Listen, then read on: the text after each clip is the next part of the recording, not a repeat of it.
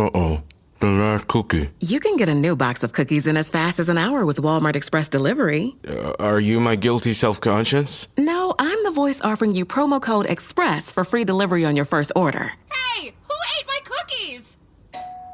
You mean, these cookies? Order now. Welcome to your Walmart. Promotion valid for first express delivery order. $50 minimum subject to availability. Restrictions apply. So good, so good, so good. New markdowns up to 70% off are at Nordstrom Rack stores now. Fresh kicks, spring tops, new dresses. There's always a score. I mean, the denim section is unreal. Why do I rack? All the dresses. I always find something amazing. Head to your Nordstrom Rack store to find can't-miss deals on all the spring things. Great brands, great prices. That's why you rack.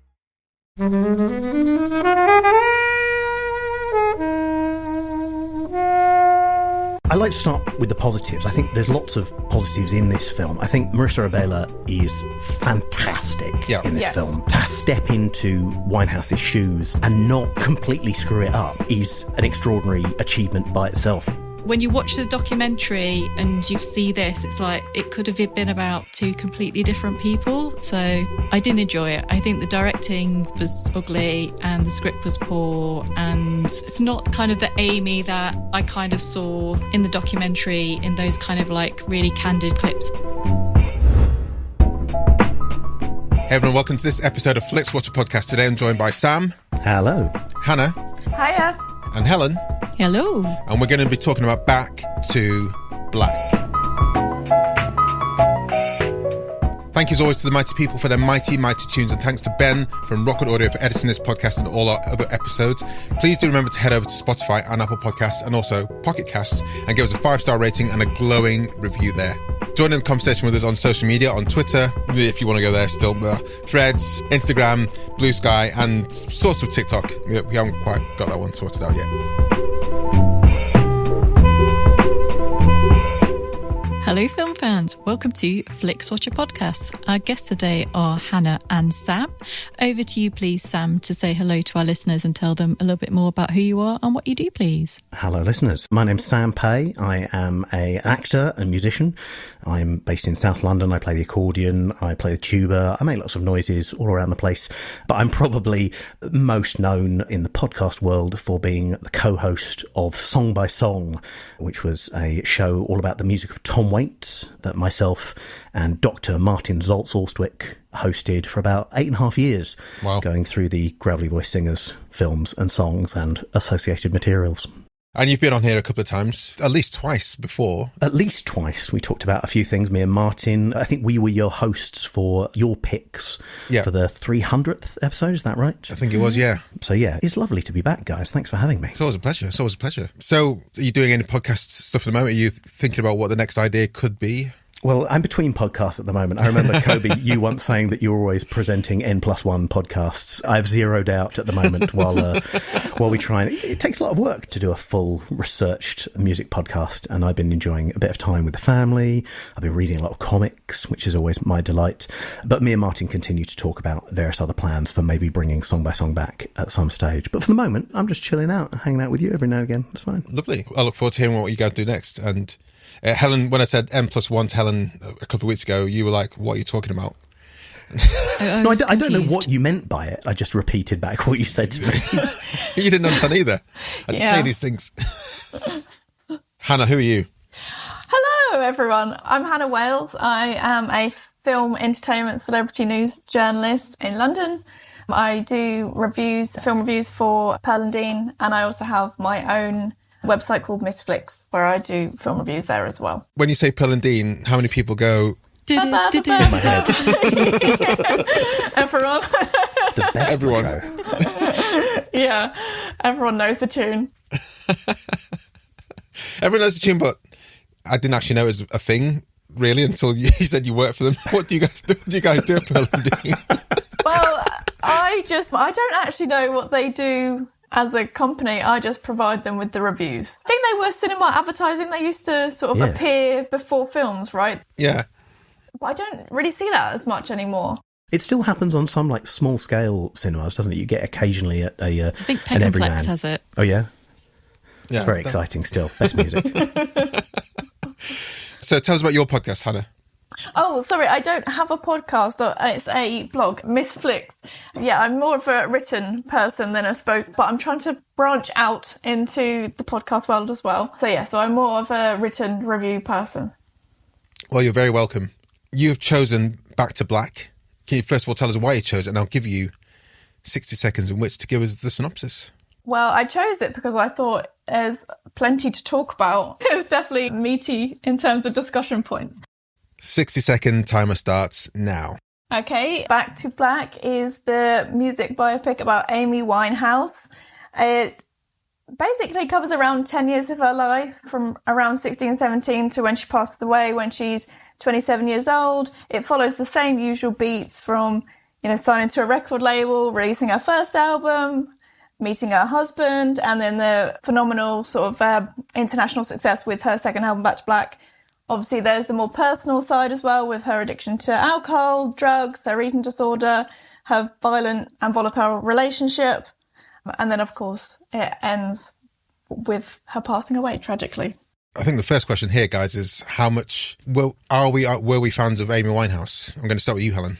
Yeah. I mean, admittedly, I am more of a fan of Back to Black than I was Frank. Oh, really? Okay. Me too. But yeah, I very much enjoyed that and managed to see her live a couple of times. So yeah, and obviously just really sad that she died so young and was basically hounded by the press, was just basically brought down by people who should have been there to protect her, and everyone was all there wanting to get a piece of her, wanting to get money off her, wanted her to sell papers, wanted to tell stories about her. And yeah, it's just extremely sad that we lost such an incredible talent, really. What about yourself, Sam? I wasn't really a fan. I wasn't against her music or disliked anything, but it was sort of the background sound in a lot of ways, and I didn't connect with it massively. I mean, similarly, extremely sad, and when you get a sense of her life and all of the events that surrounded the music, I sort of feel weirdly guilty for not being more of a fan and more of a supporter of her. But no, I didn't have much experience other than sort of the broad brushstrokes of, her life, the big hits, and then slightly vague hand-wavy things about her relationships. Hannah? Similar to Sam, really. I never listened to the albums in full, but I knew the singles very well. And I probably know her quite well just from her appearances in the newspapers. And it's quite sad seeing it in the film, seeing the other side of it from her perspective. So yeah, so music, I wouldn't say that I disliked her, but I wasn't a huge fan either. But okay. I know the words to a lot of her biggest hits anyway. Well, I'm quite surprised. I might be the biggest Amy Winehouse fan here. I had this random thing when I used to see TV adverts, because now I just don't watch linear TV. All those days, all those years ago, decades ago. But I just heard the snippet of this one song on a TV advert once, and I was like, what the hell is that? That's amazing. And I just missed who it was. And then I went into a record store and said, right, I heard a woman sing on an advert, and the guy was like, it's Katie Melua, here you go. And I gave him this CD of Katie Melua. I was like, this is rubbish. I don't know what this is. This is the most boring thing in the entire world. And then months later, I found out it was Amy Winehouse's first album, Frank, which I put on, and I absolutely adore that album. I prefer it to Back to Black just because I think it's a whole different vibe. So I was a big fan of her since then, and Back to Black just took it to a whole new direction, and I can understand why she kind of went into megastardom. At the same time, I was not cackling, but I was like, oh, what are you doing, Amy? Getting papped and doing all these drugs and stuff like that. And you see how toxic the British press has been for her, for other, for the phone hacking scandals, all this thing. You just kind of think, what are they good for? And certainly not for. They're just there to make money from people's misery. It seems in a lot of cases. And when she died, I was gutted. I'd seen her once in a very small venue just when Back to Black was launched, so it was the peak time for me to see her, and it was great. But then it's just tragic. 27 is nothing, and I just feel ashamed of the world sometimes, how they treat people. So I was excited to see this. I didn't see this in the cinema because I loved the documentary and I knew her life quite well, and I didn't feel it needed to be a biopic so much. So, I mean, What are you guys' thoughts on this as a film? I'll go back to you, Hannah, as a person that's brought it to us. I was against it being released so soon. I'm like, fair enough making one at some point, but it hasn't been that long. When it came out, it was 13 years. That's not very long at all, especially when someone died so young and so tragically. Were you happy with the documentary coming out so soon afterwards? I thought the documentary was really good. So weirdly, I didn't have that thought when the documentary came out. I think just because it was done so So well. if this had been really good, in your mind. Yeah, probably, yeah. Getting ahead of ourselves. Yeah, sorry. Yeah, but I did still like parts of it. I didn't completely hate it. Maybe we could pick that apart as whatsoever. But yeah, when they first announced it, I was very oh really? So soon? But yeah, what did you think, Sam? I mean, I like to start with the positives. I think there's lots of positives in this film. I think Marisa Abela is fantastic in this film. And for someone who was so clearly represented in the media at various stages of her life, and even for someone like me who wasn't a big follower of her, to step into Winehouse's shoes and not, completely screw it up is an extraordinary achievement by itself. And I think Abela really goes beyond that. She captures mannerisms and makes them really organic. She presents a really credible image of Amy Winehouse as a person that matches the image that we saw in the media, and she can really sing. She does a great job at not just imitating Amy's vocal style, but also really delivering and really communicating stuff in those songs. And I also thought that there were a bunch of other really good performances, like Jack O'Connell playing Blake, her husband. Is a really unpleasant and uncharismatic figure, and he makes that character really empathetic and kind and, messed up and making mistakes and doing terrible things, but he's great. Lesley Manville is fantastic, and Eddie Marsan is obviously doing the Eddie Marsan job where he's fantastic in almost everything. So there were lots of elements of it that I liked. I found it relentlessly drab. I thought it was extraordinary how dull they managed to make quite an exciting story. And I hadn't seen the documentary before. I went and watched it afterwards to try and get a bit more context. Oh, you did? Okay, that's reading around the subject. Yeah. Listen, I'm a serious music journalist, guys. I know what I mean. I'm between podcasts at the moment, did I mention? And so I thought that they got a lot of facts right, but I think they in trying to give some texture and personality behind the scenes, behind the pure facts, and fill out some of the relationships, I think they turned in quite a dull story with a frankly awful script, I think, by Matt Greenhalgh. Alongside all the stuff that I liked, I thought there was a lot to dislike as well. H. Alan. Sorry, there's two H's on there. Yeah, well, I mean, I hated this film as soon as it was announced, so... Is this the first time you've seen it? Yeah. I mean... So you're like me, you're like, oh, well, I'll watch it at some point. Yeah, I was like, this film is awful. It's terrible. How dare they? And I was like, you haven't even watched it, so you can't really say something's awful if you've never watched it. Sad to report, all of my suspicions were lived on screen. I agree with what you say. It's such an ugly looking film. I don't know why. It just looks so awful. It just looks grey. It just looks flat. It's just vomit inducing. The script is really, really awful. But I think the thing that I took most about it is this script's obsession with making her sadness and everything all around this need for her to be a mother. It's mentioned 3 times, yet Amy Winehouse never mentioned motherhood or wanting children. But the people around her had. So they said, oh, she wants this, and her boyfriend had talked about this, or her dad said that she'd wanted children. I don't recall Amy ever saying it. So they've just kind of created this version of Amy that I don't think really, really existed. I think there's a passing mention in one of the clips in the Amy documentary from 2015. But I agree, it's not a strong thread. But then you make an entire film about her... Yeah.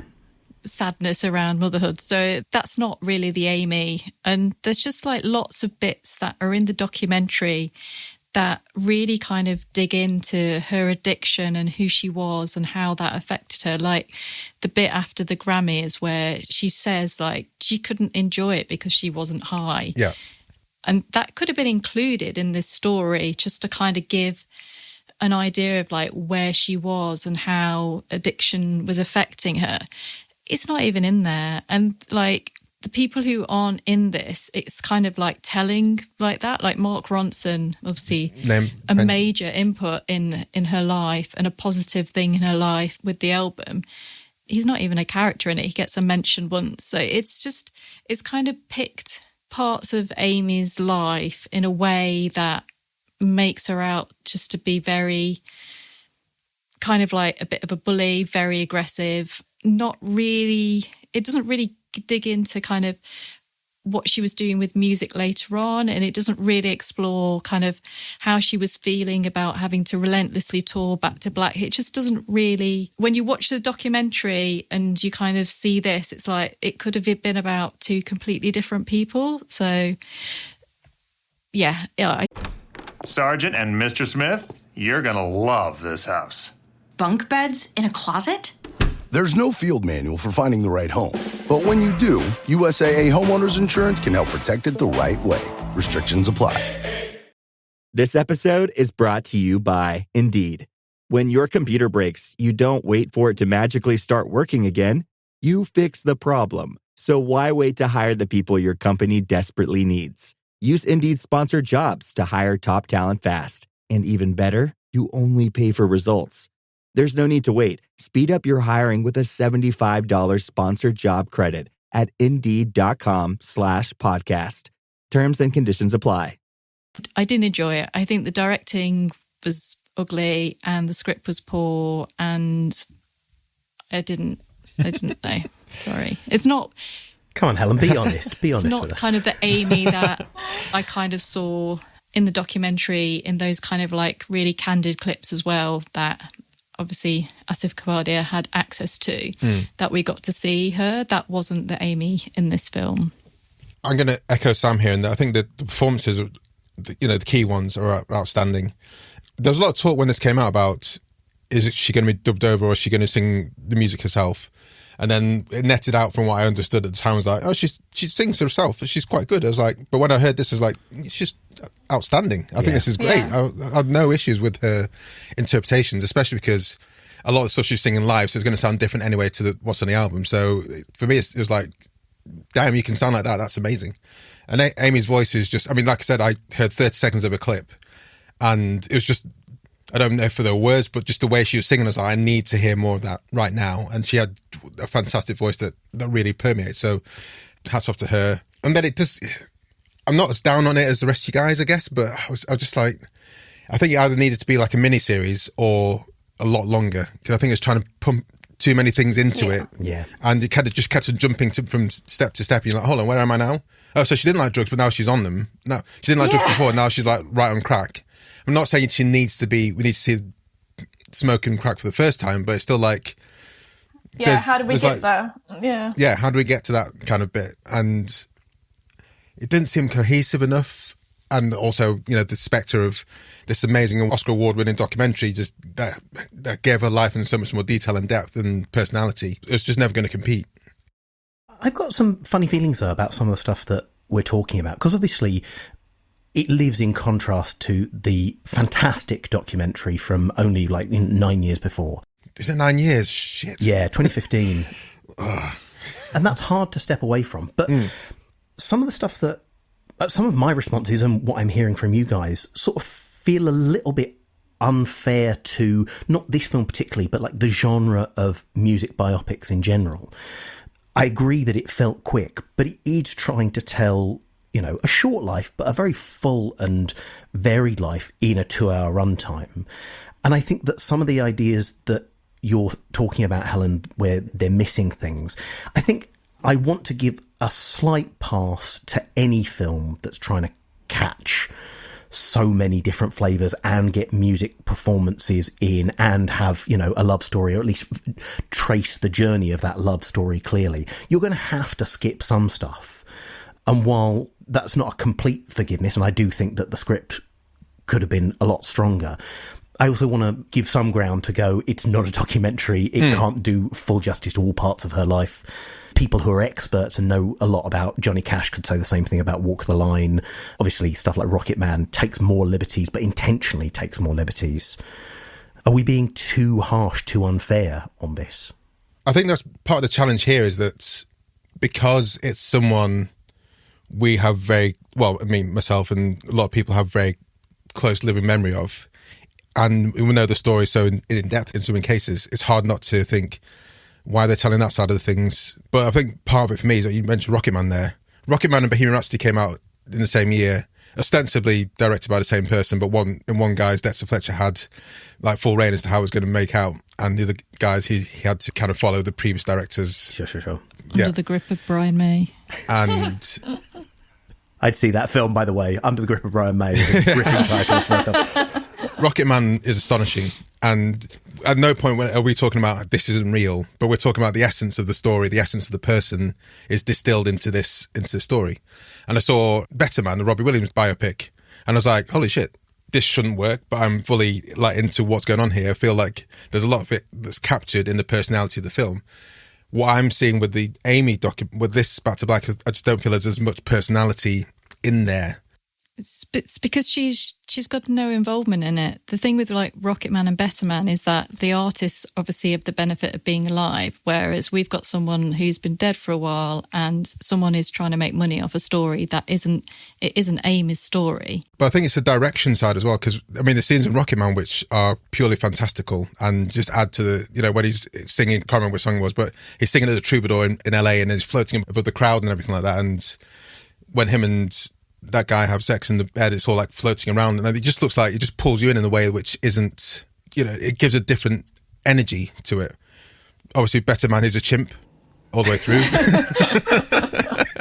Why don't they do that in this film? This is all about like the misery of Amy. Yeah. Like there's just nothing about her highlights. There's nothing about like her love of music apart from at the start. It kind of forgets that she was almost a musician at the end. She just becomes this like very sad creature, which towards the end of her life, she was apparently making a lot of music and was very, very keen to get back and start recording again. None of that is there.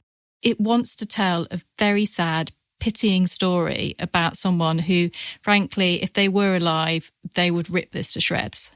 And by all accounts, her father was heavily involved in the production of this. Yeah. And I think that they're more interested in this film, rightly or wrongly. I think the focus is on telling the love story between Amy and Blake in all of its dysfunction, but maybe with some rose-tinted glasses around it. And I get that relationship, but I agree.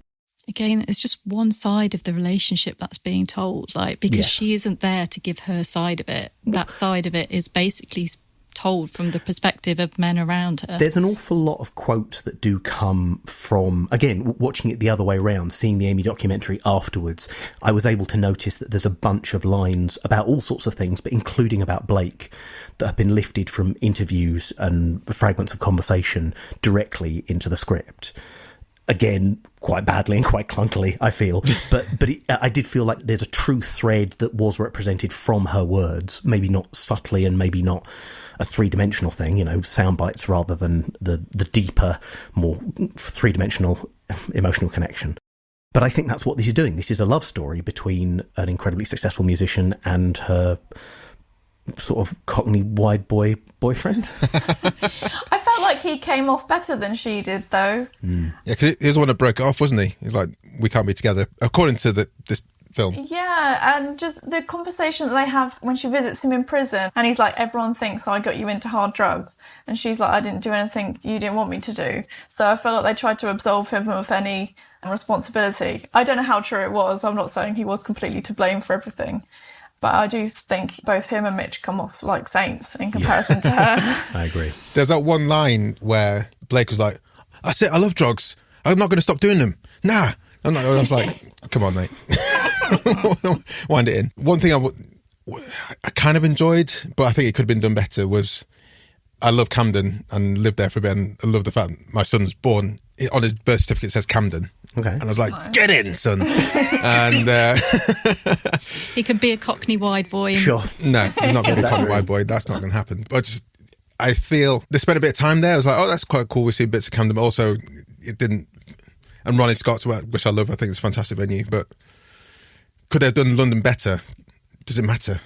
I mean, I sort of disagree with Helen in terms of the visuals. I'm not a huge fan of Sam Taylor-Johnson and her visual choices in general, but I did think that they did something that was quite nice in the production design of this, where it was clearly set in the era that it was, but there was also a little bit of like, oh, it's a bit 1940s, oh, it's a bit 1970s. And I thought that like sketching maybe a more iconic sort of London around this story, I thought there were like charming choices in the production design. I think it's visually a little bit static and a little bit predictable in some ways, but there's some nice long shots. There are some nice visual flourishes that I thought, like early on, that very long slow push in when she's writing a song on her bed, which is again a fantastic, and a fantastic performance, a very natural sort of like songwriting moment captured. I thought everyone made really good choices and delivered stuff really well there. I think there are some visual flourishes that work better for me. Is there anything else guys want to say before we head to the scores? I just wanted to pick up on what Helen said about the narrative about her wanting kids. I'm not a super knowledgeable Amy person, but just the way it was written felt really clunky and really on the nose. And it kind of, the way they framed it was like, she finds out Blake's having a child with somebody else, and that's why she relapsed. Yeah, but it ignores the fact that she's in a relationship with Reg Travis by this point. She's not as lonely as the film makes her out to be. Yeah, I did not like the ending and how it framed her wanting kids. That's the way my objection to Bohemian Rhapsody, when they're about to go on the stage of Live Aid in the film. And Freddie Mercury goes, guys, I've got AIDS. Let's do this. Right? Could bring some of these moments together into one place for storytelling, but still. Okay, let's get to the scores.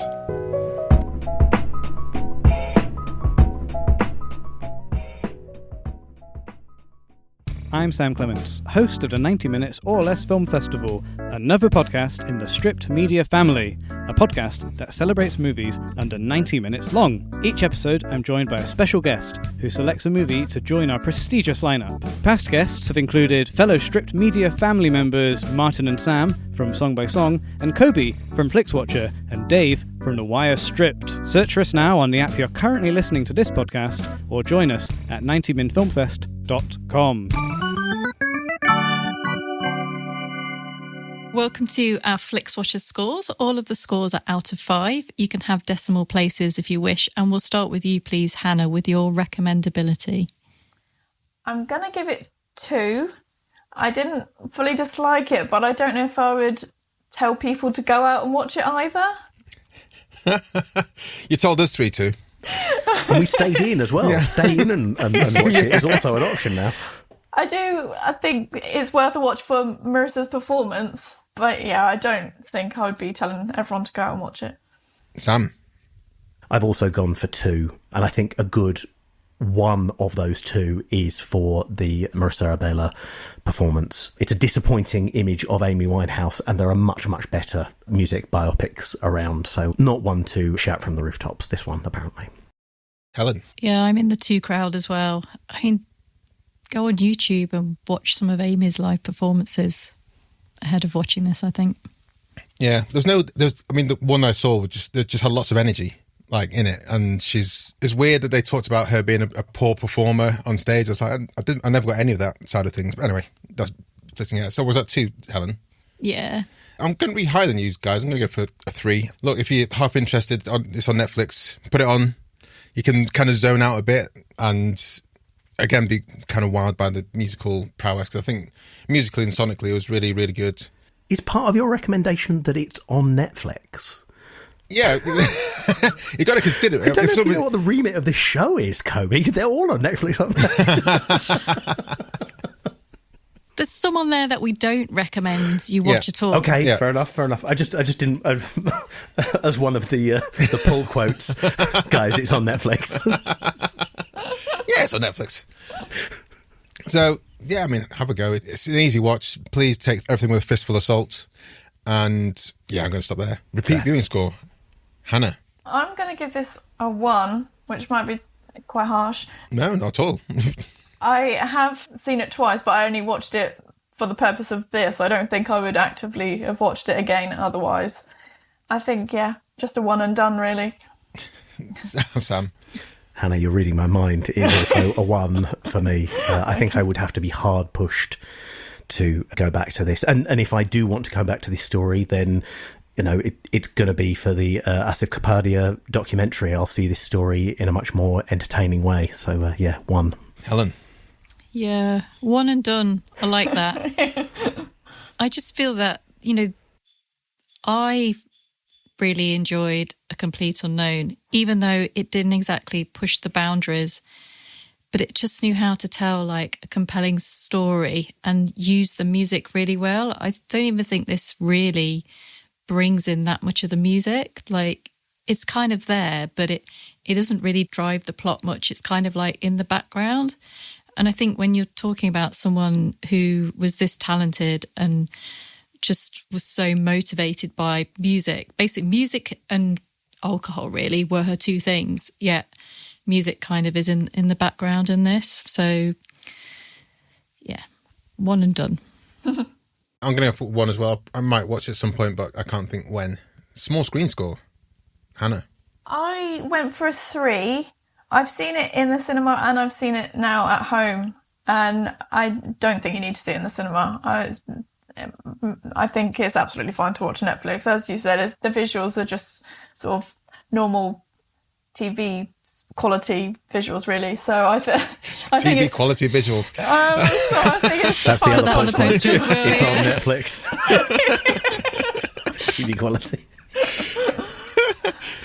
Just double check your scoring there, Hannah, because if you feel it's perfect for the small screen like at home, that's where we tend to give a higher score. Okay. Oh, maybe I'll do a 4 then. I wasn't too sure. Yeah. Okay, I'll go for a 4. No worries. Sam. Oh, I've misunderstood the small screen score as well. I've tried to watch this on an iPod Nano again. That's big errors. I would give this a 4 for small screen. It's not something that I feel needs the scale of a cinema, particularly for the visuals. It does need the volume, though. And I sort of disagree that there's not enough music in it. I think it's actually got quite a bunch of really entertaining copies. And I did dial it up, and I have been humming these songs for the last, week or so since I watched it. So 4, I think, for small screen. Helen. Yeah, I'm going to give it a 5 because it does look made for TV. And I normally say, you should go and support films to bring in money, but I don't support this film in any way. I'm going 4.8. I think it would be nice to hear the vocals in the big screen with a big sound system, but apart from that, I think it's absolutely fine on your TV at home or your iPod Nano. Engagement score, Hannah. I gave this a 3.5. I was pretty engaged with it. I wasn't gripped and completely locked in, but I really liked watching Marisa. So I would say I was fairly engaged, but not overwhelmingly so. Sam. I couldn't wait to turn this off. This goes 2.5. I have some weird empathy for it, though. I'm about to start rehearsals for a production of Piaf, a play all about the life of Edith Piaf. And as I was going, oh, come on, just get through it. You've got so much of her life still to go. I was thinking, oh, you're about to do a play about a singer's entire life as well. So I had some concerns and some understanding for the difficulty in holding engagement, but it still doesn't do a good enough job. So 2.5 for me. Helen. Yeah, I'm also going to go for 2, as I didn't manage to get to the end of the film before I got on my phone on YouTube to watch the actual Grammys performance, so I can't really give it any higher than that. I've never heard that before where you've just gone, no, this isn't good enough, I'm just going to watch the proper one. Yeah. But that's I'm going to go with 2. I'm just echoing Sam there, and I don't think there was anything wrong with the performances on what she did. I think that was the highlight of the film. So it'd be interesting to compare and contrast. And with go back to Bohemian Rhapsody, the Live Aid performance was like one of the best parts of that film. It was just, and when you put it side by side and some of the movements he does, you're like, generally they've worked hard to get this aspect of it. So I think with music biopics, often it's not the music side of things, although if it doesn't meet a standard, then it's instantly got no chance whatsoever. It's like the story that you're surrounding that then leads you into the songs, that leads you into the performances of it. Yeah. Engagement score, I was going for 3.5 because I think it's... I mean, I was almost there with a checklist, like, okay, it's a rehab bit. Good. And it was that way. And just, again, going back to Rocket Man and Better Man, I've not seen Complete Unknown. And I need to revisit like things like Ray and the Johnny Cash one, because I really like those ones, but maybe just if I'm a bit more discerning, because those were a bit more like soup to nuts, when there's like cradle to grave, this is what happened. Whereas Rocket Man and Better Man were like, okay, they're doing this, they're taking a different angle, and I really appreciate that, and I think there's value in doing that. Yeah, 3.5. That gives an overall score of 2.64375. I thought it might, before coming into it, I thought it might scrape a 3. But the repeat viewing score as a 1 average, every single one of us gave it a 1. So that's really where it dropped to. I don't think that's unfair. No. That's unfair. Does it get bumped for being on Netflix at all? Or no, it gets its pull quote, that's all it gets. It's here. That's yeah, you can watch it. Sam, Hannah. You can watch it. The technology exists. Okay. Yeah, Sam and Hannah, can you tell us where we can find you guys online, and we'll say goodbye to the listeners? Yes. Well, I have a website called Miss Flix, so you can get that at missflix.com. And how are you spelling Flix there? Flicks. Okay. So not like Netflix. Yeah. Don't take it personally, guys. And I'm not on Twitter anymore, but I'm on Blue Sky at Miss Flix, and then on Instagram at Miss_Flix. And then my personal ones are at Hannah Wellesley, if anyone's interested in following my personal accounts. Sam? I'm off all the socials. It's the root of all evil, guys. Join me. I am, as I said, I'm about to go to the Watermill in Newbury to play some parts in Piaf, the musical about the life of Edith Piaf. We start rehearsals in just a few days. I'm very excited. So this is February. It's end of February, as you say this. Yeah, end of February. Yeah, so I think it's playing through April and the beginning of May. So if you fancy heading out to Newbury, then please come swing by. But you can find all of the many, many episodes that I did on the music of Tom Waits at the website songbysongpodcast.com, or put Song by Song into your podcast app of choice. Splendid. Guys, thank you very much. It's been a pleasure talking about Back to Black. Thanks for having us. Thanks. Bye. Bye. Enjoyed this episode of Flixwatcher podcast? Why not leave us a 5-star review on iTunes? You can also follow us at FlixWatcherPod on Twitter, and we're at FlixWatcher on Instagram. Thanks as always to the mighty people for their mighty, mighty tunes, and Rockwood Audio's editing skills. If you're looking to get your podcast edited as sweet as this, get in touch with Rockwood, ROKK Wood Audio. Tell them Flixwatcher sent you.